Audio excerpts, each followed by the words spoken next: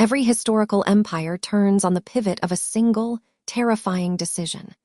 While most founders spend decades tweaking products and playing it safe, history belongs to the rare individual who burns the bridge, steps off the edge, and gambles everything on an unproven future.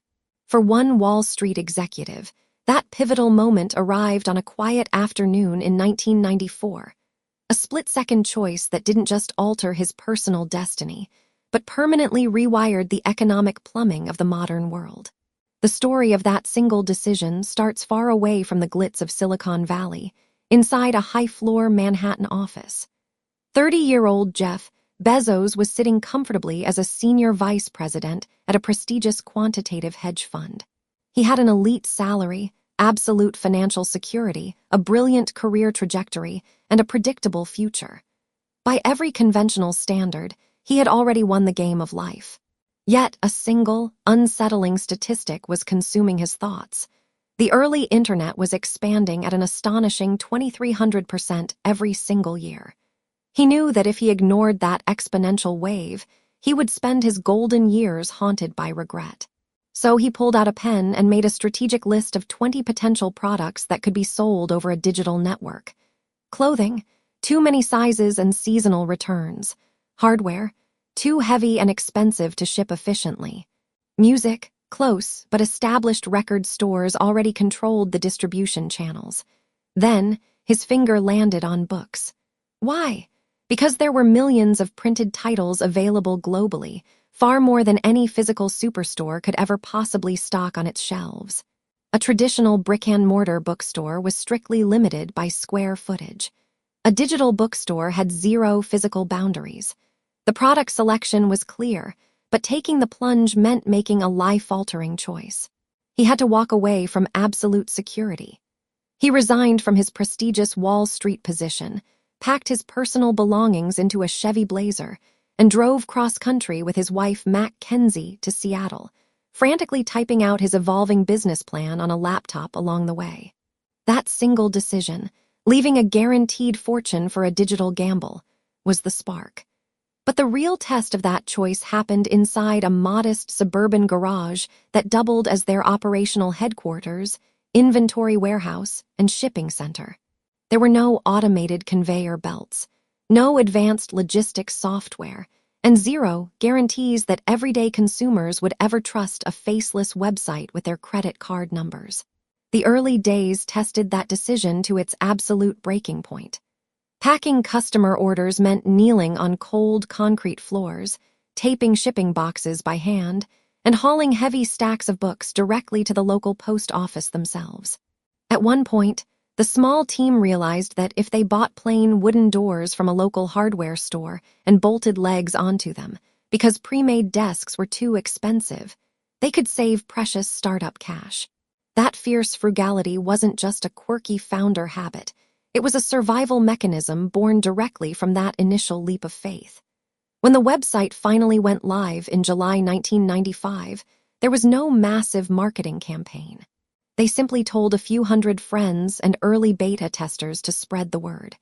What happened next shocked even the founder. Within 30 days, without spending a single dollar on traditional advertising, orders were arriving from all 50 states and dozens of foreign countries. The little online bookstore was suddenly handling traffic loads it was never engineered to support. But rapid growth brought an entirely new kind of danger. The website infrastructure began to crack under the sudden pressure, and book suppliers were struggling to keep up with the unexpected surge in demand. Instead of slowing down, another pivotal decision changed the trajectory of the company forever. Bezos realized that retail wasn't just about selling a product once. It was about owning the entire customer relationship. He instituted a relentless, obsessive customer-centric philosophy, treating every single buyer as if their individual trust was the company's most vital asset. If a book arrived damaged, or if a delivery was delayed by postal carriers, they didn't hide behind strict corporate refund policies. They fixed the problem immediately, often absorbing the financial loss out of pocket to protect the brand's fledgling reputation. That radical obsession with customer satisfaction laid the groundwork for a much bigger decision. building a scalable software engine and a logistical network capable of handling practically anything. They weren't just selling inventory anymore. They were building an unstoppable operational machine. As the years rolled on, the company expanded far beyond books, moving aggressively into music, electronics, and home goods.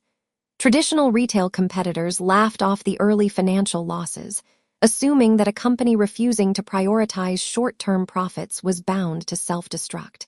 They completely misunderstood the underlying economic strategy, the Amazon flywheel.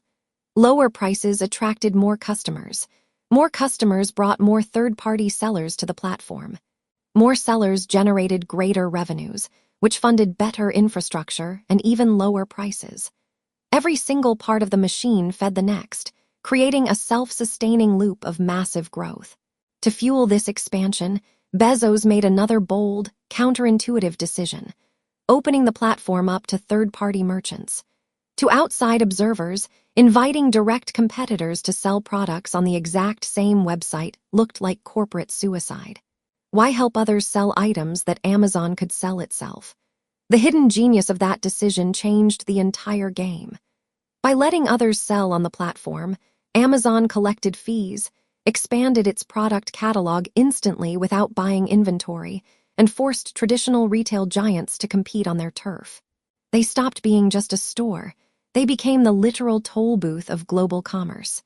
Yet, that explosive growth triggered an unexpected psychological battle inside the corporate culture itself. As the company scaled from a tight-knit garage crew into a massive global organization, the informal camaraderie began to fracture. To preserve the original hunger, Bezos instituted the famous two-pizza rule. No team should ever be larger than what 2 pizzas could feed.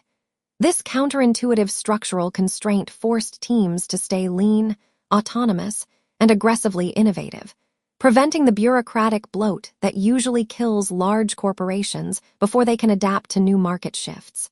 Beneath the surface of corporate culture, another quiet transformation was taking place. Data collection was becoming an art form. Every single click, search, bounce rate, and purchase was tracked, analyzed, and weaponized to optimize the user experience. While traditional retail executives relied on gut feeling and seasonal buyer intuition, Amazon was turning e-commerce into a precise science. They learned what customers wanted before the customers even realized it themselves, pioneering the terrifyingly accurate recommendation algorithms that modern digital consumers now take entirely for granted. That obsessive data-driven approach soon intersected with a massive physical bottleneck. Delivering millions of packages across a sprawling continent meant relying heavily on external courier services like the Postal Office and UPS. But during peak holiday seasons, external carriers frequently choked under the volume, leading to delayed shipments and furious customers. Instead of accepting these external limits, leadership made a staggering gamble. They decided to build their own independent logistics and delivery network from scratch. Critics scoffed, calling it an astronomically expensive distraction that would bleed the company dry. Yet, by quietly purchasing cargo planes, renting massive fulfillment centers, and deploying thousands of delivery vans, they turned their greatest operational vulnerability into an insurmountable competitive moat. No rival could ever hope to match their speed or delivery reach again. Yet, even with expanding logistics, the company faced its most terrifying financial trial during the devastating dot-com crash of 2000. When internet startups were dying by the hundreds and cash reserves were drying up overnight, investors panicked. The stock plummeted, and experts predicted the company wouldn't survive the year. Instead of cutting back, Bezos made a terrifying, high-stakes gamble. He secured emergency credit lines just in time to keep the servers running, doubling down on technological infrastructure while weaker competitors vanished into history. Even after conquering retail, the company executed its most shocking business maneuver yet. Inside the massive server rooms powering their internal operations, engineers realized they had built an excess of cloud computing power. Instead of letting it sit idle, they decided to rent that infrastructure out to other businesses. That single decision birthed Amazon Web Services, or Oz. What started as an internal tool quietly transformed into the most profitable cash machine in the company's history, generating billions of dollars that subsidized further retail expansion and technological dominance. The transformation from a modest garage startup, packing boxes on a concrete floor, into a multi-trillion-dollar global empire traces directly back to one man's courage to make a single, terrifying choice. The ordinary bookstore boy didn't just build a successful online shop. He rewired the economic plumbing of the modern world. And the most profound realization of all is this: the greatest business empires are rarely built by those who play it safe to protect what they have, but by those who are willing to risk everything on a single, defining decision.